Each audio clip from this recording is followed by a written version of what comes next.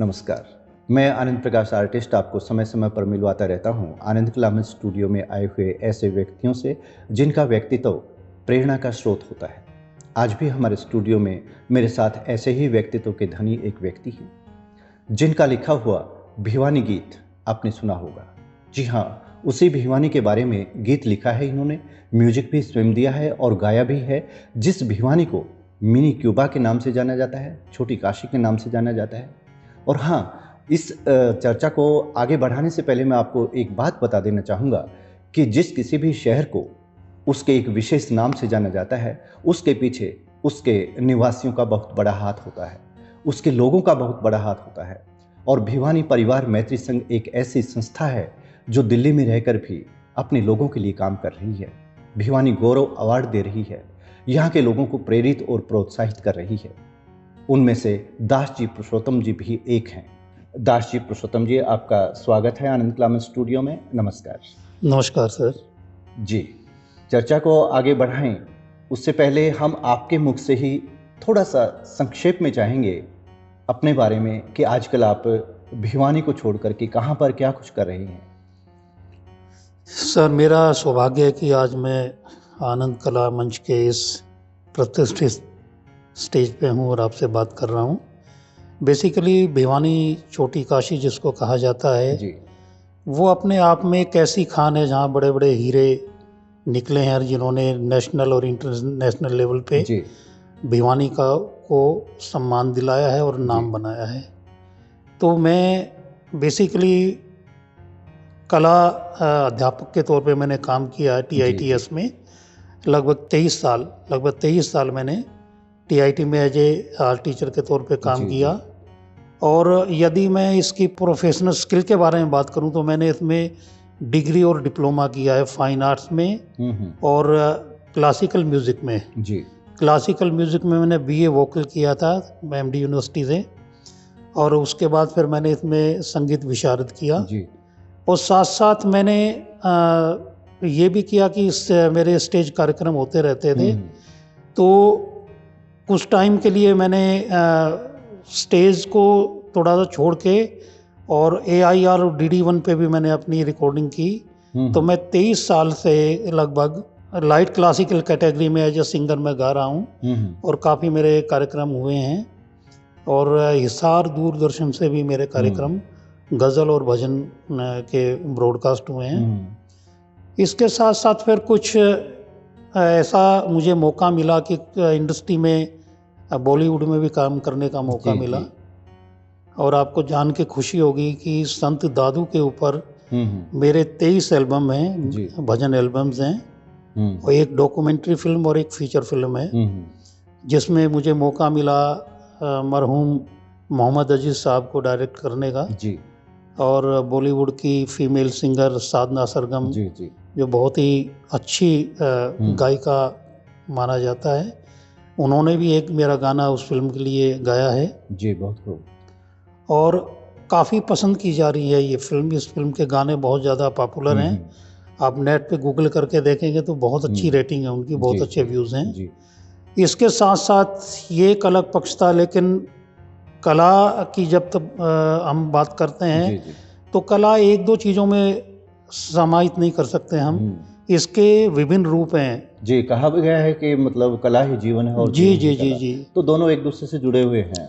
इसको लेके आप क्या कहना चाहेंगे आगे? देखिए, बेसिकली जितनी भी कलाओं की ब्रांचेज हैं, चाहे उसमें म्यूज़िक लगा लीजिए, आप मूर्ति कला लगा लीजिए, चित्रकला लगा लीजिए, इसका जो बीज है, जिसका जो मूल है वो है सौंदर्य बोध। जी, श्रृंगार जिसको कह सकते हैं। जी, जो जिस आदमी के अंदर एस्थेटिक्स सेंस है, जिसमें सौंदर्य बोध है, वो अलग अलग माध्यम से उनको व्यक्त करता है। जैसे कवि लोग काव्य के माध्यम से करते हैं, गायक लोग स्वर के माध्यम से करते हैं, आप उसको मूर्ति कला के रूप में भी, ये अलग अलग मीडियम्स हैं। बिल्कुल।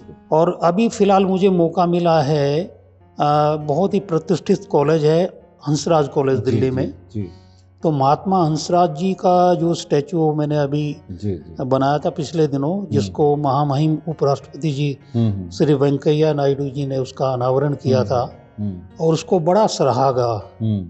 और ये मान के चलिएगा कि पूरी प्रेस के अंदर उसके बारे में आया हुआ था। तो महामहिम के निमंत्रण पे हम उनके निवास पे गए थे परिवार सहित, और कला संस्कृति के बारे में काफ़ी हमारी गहन चर्चा हुई इस बारे में, जो बहुत अच्छा लगा। और एक अभी पिछले दिनों वाइस चांसलर दिल्ली यूनिवर्सिटी, उनको मैंने एक भगवान श्री राम जी का बनवासी स्वरूप बना के दिया है। जी जी। तो भगवान के दो स्वरूप दिखाए जाते हैं जनरली, एक तो राजसी वेशभूषा में और एक बनवासी। एक बनवासी। तो बनवासी जो वेशभूषा है उसमें यदि आप उनकी ह्यूमन एनाटॉमी को आप देखेंगे तो एक योगी का जो शरीर सौष्ठव होता है वो मैंने उसमें दिखाने की कोशिश की, बाकायदा उनकी नसें भी और माइन्यूट डिटेलिंग का उसमें मैंने वर्क किया है। तो इस तरह का कार्य चलता रहता है लगातार। कभी मैं म्यूजिक के स्वर के माध्यम से कला सेवा में लगा रहता हूँ, कभी मूर्ति कला के रूप में, कभी रंगों का सहारा लेता हूँ। तो ये सारे मीडियम है अपनी अंदर की सौंदर्य बोध को व्यक्त करने के। जी। तो इसमें देखिए 23 साल का जो सफ़र होता है संघर्ष का, वो कम नहीं होता है। जी। और आपने भिवानी से अपनी यात्रा शुरू की, बॉम्बे भी आप गए, उसके बाद दिल्ली पहुंचे, तो ये एक तरह से एक त्रिकोण सा बनता है। जी। तो इसमें हम भिवानी की भी बात करेंगे, बॉम्बे की भी बात करेंगे और दिल्ली की भी बात करेंगे। जी। तो सबसे पहले बात कर लेते हैं उसी गीत की जिसकी चर्चा मैंने आज अपने दर्शकों से सबसे पहले की है। जी। वो जो भिवानी गीत है, यानी कि भिवानी का जो कुल गीत है, परिचय गीत कहिए, कुछ भी कहिए, उसको तैयार करने का विचार आपके मन में कैसे आया? दरअसल मैं भिवानी परिवार से काफ़ी समय से जुड़ा हुआ हूँ। जी, भिवानी परिवार मैत्री संघ। भिवानी परिवार मैत्री संघ, इसकी जब ये स्थापना हुई थी जी, तो उस मीटिंग में भी मैं उपस्थित था जी। तो अभी ये विचार आया कि क्यों ना एक ऐसा गीत तैयार किया जाए जिसमें भिवानी के बारे में और भिवानी के कौन कौन से लोग हुए जिन्होंने इस फील्ड में काम किया, जिससे भिवानी की पहचान बनी, और बीपीएमएस परिवार का भी एक गीत होना चाहिए। तो सभी ने ये निवेदन किया कि ये ऐसा काम आप कीजिए, तो मुझे बहुत अच्छा लगा और बहुत ही थोड़े समय में ये गीत बन के तैयार हुआ। इसकी कंपोजिशन, इसका म्यूजिक अरेंजमेंट सारा मैंने किया है। और ये दिल्ली के क्राउन प्लाजा में जो उनका कार्यक्रम था जी, 3 नवंबर 2018 जी। तो वहाँ इसको रिलीज किया गया और लोगों ने बड़े खुले मन से इसको सराहा जी। मैं आपके उस कार्यक्रम का एक तरह से प्रत्यक्षदर्शी कहिए, उस टाइम मुझे भी भिवानी गौरव अवार्ड से सम्मानित किया गया था। ये मेरा सौभाग्य रहा कि उस वक्त मैं आप लोगों से मिल सका और मुझे खुशी हुई कि आप आज इतनी ऊंचाइयों पर हैं, इतना मुकाम हासिल कर चुके हैं कला के क्षेत्र में। तो बहुत से लोग हैं जो आपके जन्म के बारे में जानना चाहेंगे, पारिवारिक परिवेश के बारे में जानना चाहेंगे। तो आपका जन्म कब, कहाँ, किसके घर में हुआ भिवानी में? मेरा जन्म प्रजापति परिवार में हुआ है जी। और मेरे पूज्य पिताजी, जिनको भगत जी के नाम से जाना जाता था जी। आप रामायण रामचरितमानस के प्रकांड विद्वान थे और जनरली वो परमार्थ में लगे रहते थे जी। साधुओं की संगत उनकी रहती थी। तो वही कुछ एक गुण, जैसे बोलते हैं कि अनुवांशिक जो गुण आते हैं बच्चों में, तो कुछ अंश उनका मेरे अंदर भी है। तो उसी के कारण ही मैं अध्यात्म की तरफ थोड़ा सा मुड़ा और अपनी संगीत साधना मैंने स्टार्ट की। और क्योंकि पिताजी रामचरितमानस का बहुत अच्छा पाठ करते थे, तो मेरे भी काफ़ी भजन संध्याएं हुई हैं जिसमें मैं रामचरितमानस की चौपाइयों की फरमाइश होती थी और मैं सुनाता था। और काफ़ी मेरी 2 भजन एल्बम देववाणी के नाम से आज से 20 साल पहले रिलीज हुई थी, वो भी बहुत लोगों ने सराही। और अब मेरी दुविधा ये है आनंद जी कि मुझे 3 ट्रैक पे काम करना पड़ता है जी। मुझे चित्रकला भी करनी पड़ती है, उसको एज ए अध्यापक के रूप में मैं सेवा कर रहा हूँ। मुझे मूर्ति कला का भी काम करना पड़ता है, जैसा कि मैंने आपको बताया।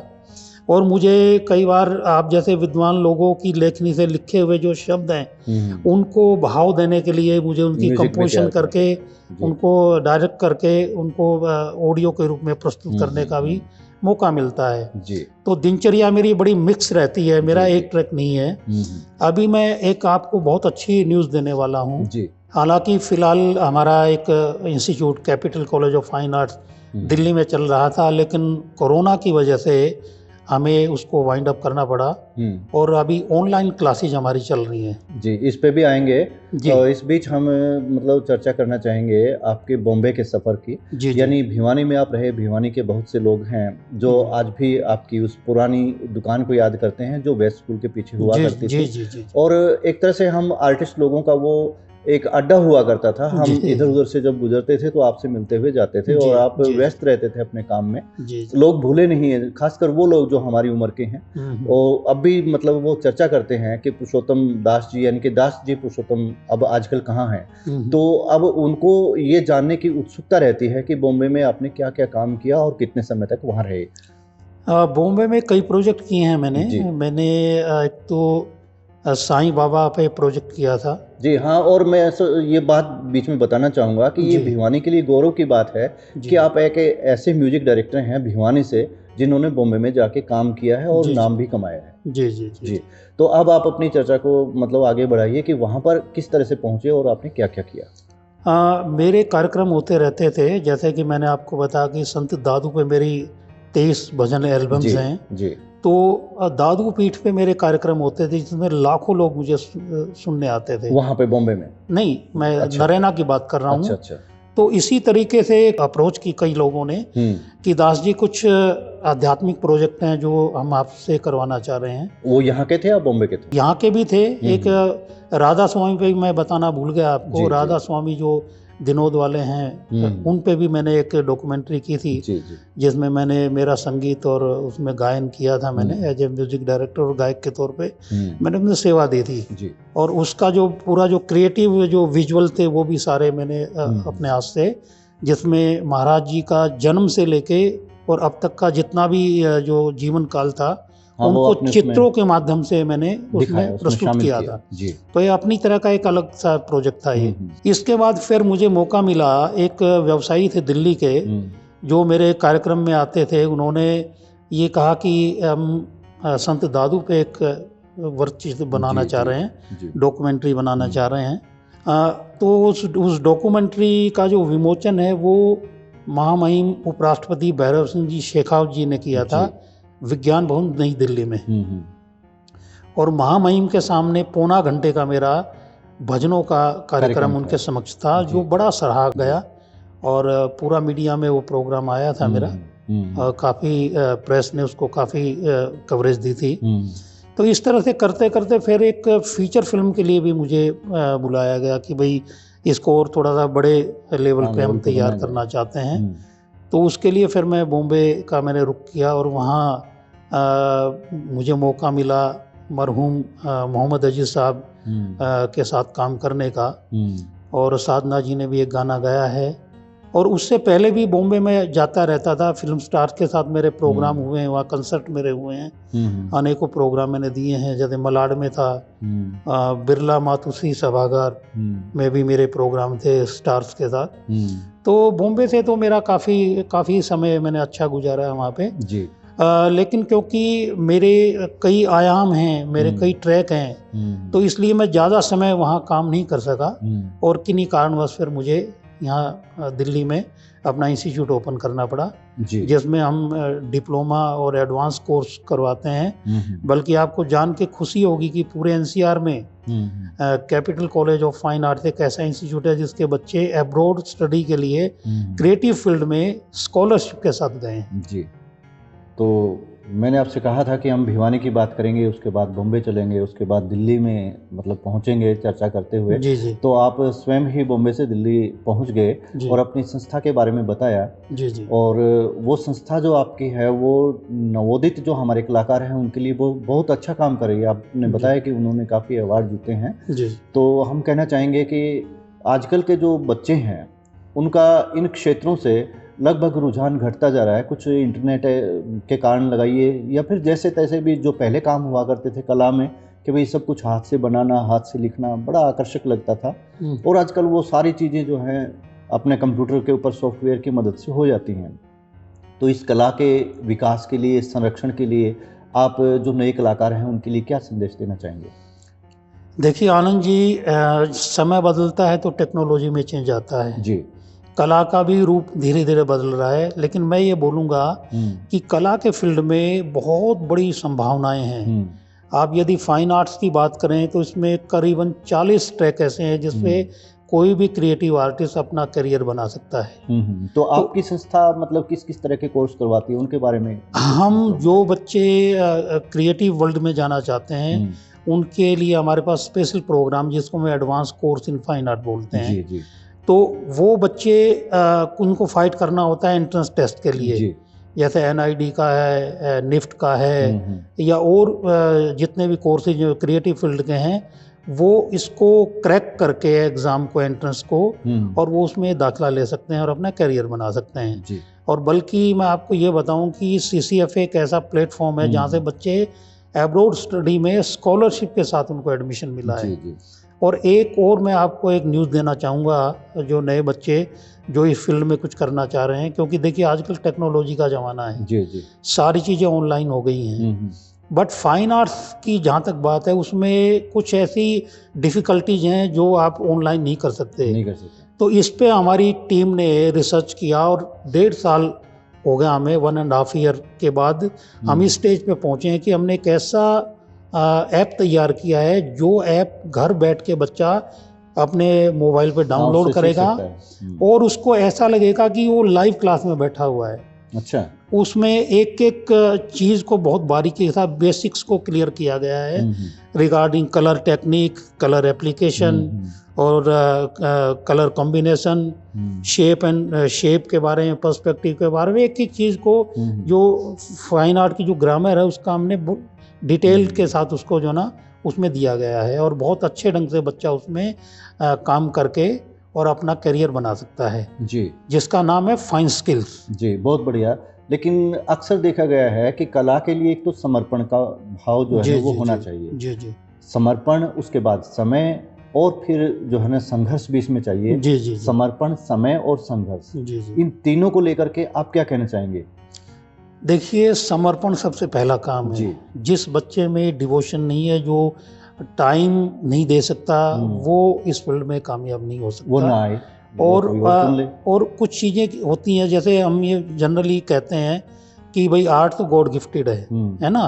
तो वो जो गॉड गिफ्ट है उसको हम कितना गिफ्ट मान के कितना ऑनर करते हैं और कितना उस पर वर्कआउट करते हैं, ये एक समझने वाली बात है।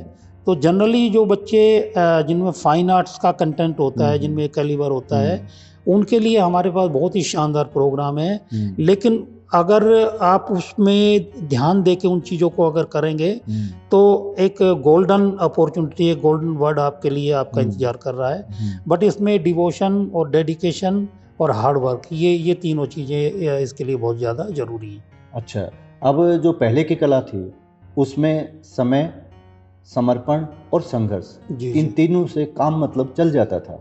लेकिन आज क्या है, आज पैसा भी इसमें जुड़ गया है, समर्पण भी हो, समय भी हो और संघर्ष भी हो जी। लेकिन यदि बच्चे के पास या सीखने वाले के पास पैसे का अभाव है तो ये जो टेक्नोलॉजी आधारित जो प्रशिक्षण है शायद वो ना ले पाए। तो इस दिशा में आपने कभी विचार किया हो या कोई ऐसी सुविधा बच्चों को दी गई हो, तो उसके बारे में क्या कहना चाहेंगे? देखिए, टेक्नोलॉजी के साथ साथ अब जितने भी जो कोर्सेज हैं जी, वो सारे अपग्रेड हो चुके हैं जी। तो हमें समय के साथ चलना होता है जी। तो अब जितने भी कोर्सेज हैं उसमें कैड और ऐड हो गया है, कंप्यूटर एडेड डिजाइनिंग। तो कहने का अर्थ ये कि आप टेक्नोलॉजी के साथ लेकर अगर चलेंगे तो आप अपडेट रहेंगे। क्योंकि एक समय वो था कि सारा काम हाथ से होता था, आज भी हाथ से होता है, क्योंकि वो अगर अंडरस्टैंडिंग आप में अगर नहीं है तो आप वो मैजिक क्रिएट नहीं कर सकते हैं। कल्पना तो दिमाग में उभरेगी, बट वो टेक्नोलॉजी के साथ यदि आप उसको करते हैं तो एक बहुत बड़ा एक फील्ड आपके लिए बिल्कुल रेडी है। जैसे आपने बताया, जितने भी ये कोर्सेज हैं ये बड़े कॉस्टली हैं फाइन आर्ट्स के। यदि मान लीजिए आप किसी भी कोर्स के बारे में बात करते हैं, फैशन के बारे में बात करते हैं, एनिमेशन के बारे में बात करते हैं, फाइन आर्ट्स के बारे में बात करते हैं, these are very costly courses.